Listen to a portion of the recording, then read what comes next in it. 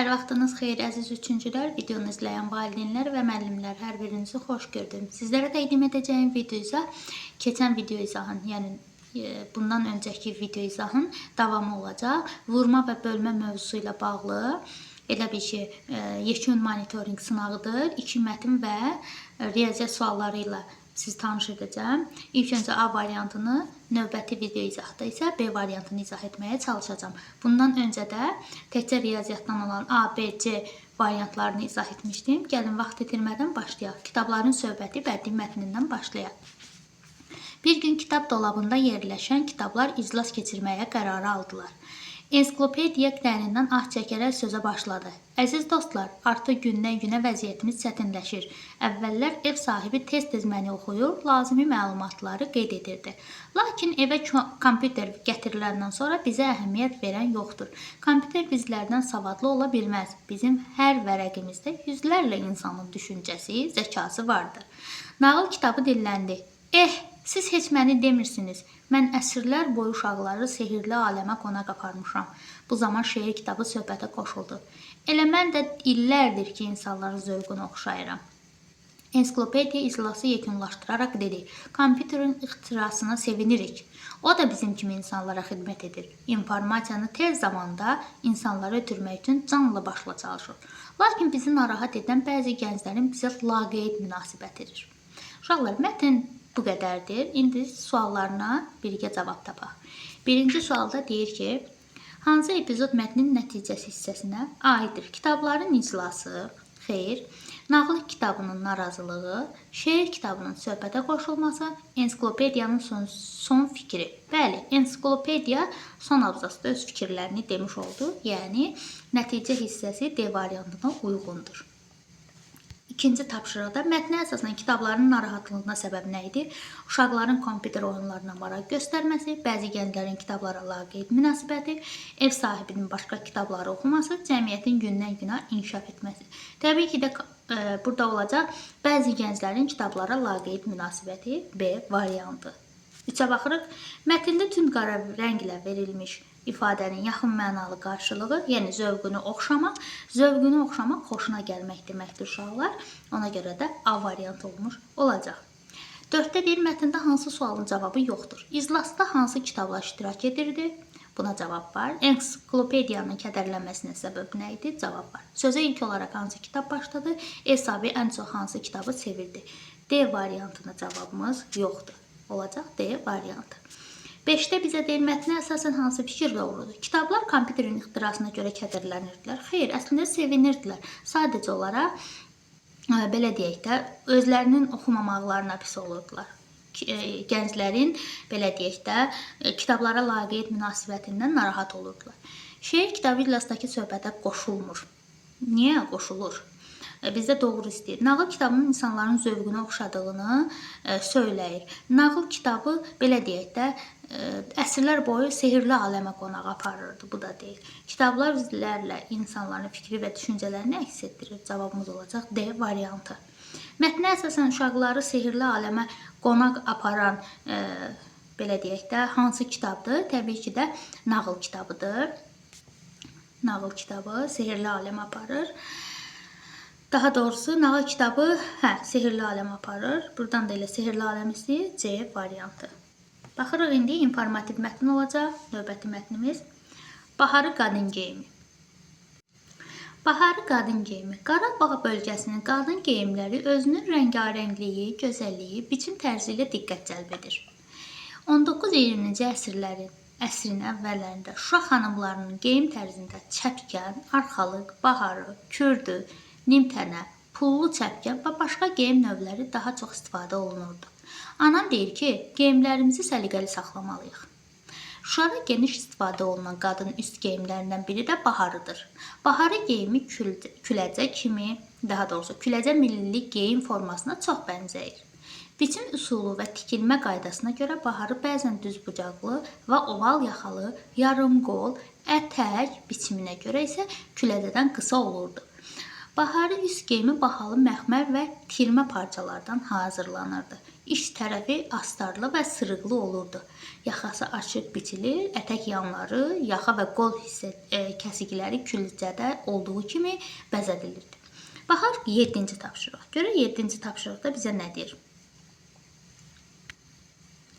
Mətnə əsasən baharı geyim forması haqqında səhv fikir hansıdır? Küləcə geyim formasına bənzəyir. Bəli.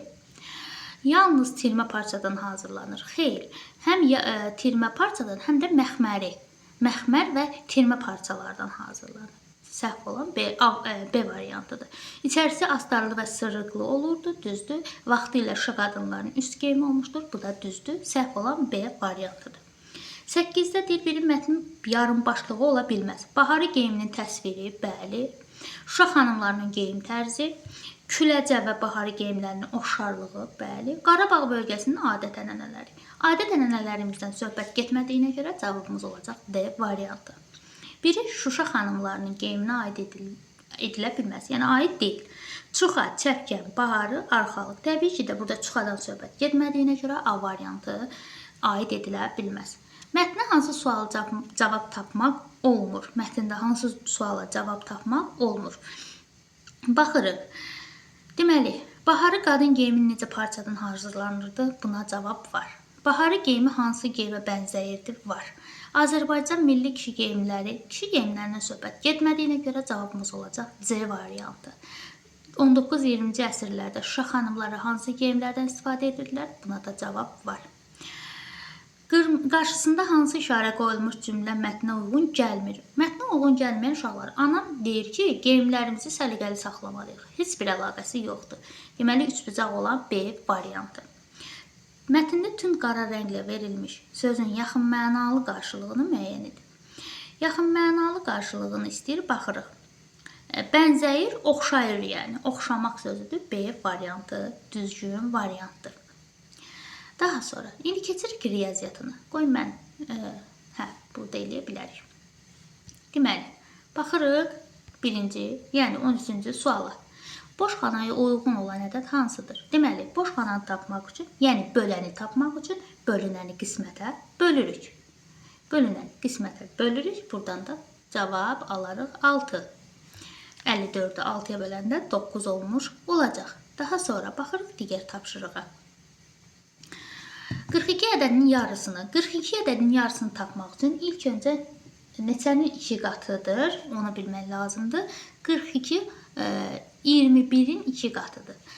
Yarısını 7-yə bölsək, yəni 21-i 7-yə bölsək neçə alınacaq? Təbii ki də 3 alınacaq. A variantı. Deyir, həm 2-yə, həm 3-ə bölünən ədədi seçin. Bilirik ki, 3-ə bölmədə 20 iştirak etmir. 35 iştirak etmir, 40 da iştirak etmir. Amma 30 iştirak edir. Düzdürmü?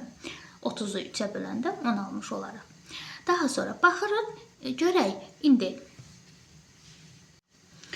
2-yə bölünmə, bəli, bölünmə əlamətlərini biz hələ öyrənməmişik, amma irəlidəki günlərdə, aylarda öyrənmiş olaraq 32-yə bölünür, çünki cüt ədədlərin hamısı 2-yə bölünür. 30 həm 2-yə, həm də 3-ə bölündüyünə görə cavab C variantı olmuş olacaq. Boş xanaya uyğun olan ədəd neçədir? 6 dəfə 9 edir 54. Deməli 54. Buranı 54 tapdıq. İndi bura kvadrat kimi düşünün. Elə bir ki 54 üstə gəl kvadrat bərabərdir 150. Kvadrat tapmaq üçün təbii ki də 150-dən çıxarıq 54-ü. Buradan da alarıq 96. 96 almış olaraq. Bu da bizə B variantında verilmişdir. 1, 2, 5 rəqəmlərinin hər birindən bir dəfə istifadə etmələ yazılan ən kiçik. Ən kiçik deyirsə 12. Yazılan ən kiçik və ən böyük 2 rəqəmli. Ən böyüyü isə 52-dir. Birinci cəmliyə görə neçə alırıq? Alırıq 64. 2 rəqəmli ədədlərin cəmi 8-dən neçə dəfə böyükdür? Neçə dəfə böyükdür? Dəfə soruşursa böləcəyik təbii ki də. 64-ü 8-ə böləndə eləyir 8, cavab B variantı. Boş xanala yazılacaq ədədlərin cəmi neçəyə bərabərdir? 49-u 7-yə bölsək 7, 4 dəfə 8, 32. Bu ikisini cəmləsək 39 almış olaraq A variantı. Daha sonra baxırıq 19-a. Hansı doğru fikri müəyyən edin. Ədədi 1-ə vurduqda 1 alınır. Ədədi 1-ə vursaq, hansısa ədədi, tutaq ki 7-ni 1-ə vursaq 7 alınır. 1 yox. A səhvdir. Ədədi 0-a vurduqda ədədin özü alınır. Xeyr. Hansısa ədədi 0-a vurduqda 0 alınır. Bu da səhvdir. Ədədi 0-a bölmək olur. Xeyr, ədədi 0-a bölmək olmur. N üstəgəl n, üstəgəl n, üstəgəl n misalını 4n kimi yazmaq mümkündür. Bəli, 4 vurulsun n kimi yazmaq mümkündür. Doğru cavabımız D variantı. Baxırıq digərinə. Hər gün 2 saat kitab oxumağa vaxt ayıran şagird 5 gün ərzində neçə kitab oxumuş olar? 2-ni vurarıq, 5-i vurarıq 2-yə, eləyəcək 10. D variantı. 56-nı 7-yə böləndə qismət hansı ədəddən kiçikdir? 56-nı 7-yə bölsək 8 eləyəcək. 8 də 2-dən kiçik deyil, 3-dən kiçik deyil, 4-dən kiçik deyil, amma 9-dan kiçikdir. Cavabımız olacaq C variantı. Hindəki cüzələrin sayı toyuqların sayından 5 dəfə çoxdur. Hində 8 toyuq var. Hindəki ev quşlarının ümumi sayını soruşur. 5 dəfə 8, birinci 5-i 8-ə vurarıq. Eləyəcək 40. 40 üstə gəl 8, eləyəcək 48. Cavab C variantı. Daha sonra baxırıq. 72 ilə 9-un qisməti, yaxşı, 72, 9-un qisməti eləyəcək 8. 72 ilə 9-un qisməsi bu ədədlərin fərqindən, yəni 72 çıxılsın 9, düzdür? Bu eləyəcək 63. Aha, fərqindən nə qədər kiçikdir? Nə qədər kiçikdir çıxacaq.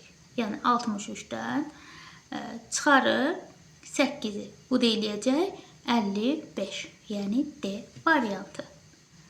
Baxırıq digərinə. Nə silinmədi? Aha. 36 litrlik suyu 6 litrlik şüşələrə bərabər böldülər. Yaxşı, 36-nı 6-ya böldülər. Elədi 6. Şüşələrdən birini ayıraq. 6-dan birini çıxaq, birini ayıraq. Qaldı 5. 3 litrlik şüşələrə boşaltdılar. Cəmi neçə şüşə oldu? Neçə dolu şüşə oldu? Təbii ki də birini ayırsaq, orada qaldı 5 dənə. Bunu da 6-nı da 2 yerə bölsək, daha doğrusu 2 yerə bölsək eləyəcək 3. 5 üstə gəl 3 eləyəcək 8. B variantı. Uşaqlar, bugünkü video izahının sonuna gəldik. Sizi çox yormaq istəmirəm. B variantında növbəti izahda sizlərə təqdim etməyə çalışacağım. Hissə edək ki, həm yorulmayaq, həm beynimiz qarışmasın, həm də ki, effektiv olsun. Video sizə faydalı olsa dostlarınızla bölüşməyi, kanala abunə olmağı və şərhlərdə videonun sizə faydalı olub-olmadığını qeyd etməyi unutmayın. Hələlik.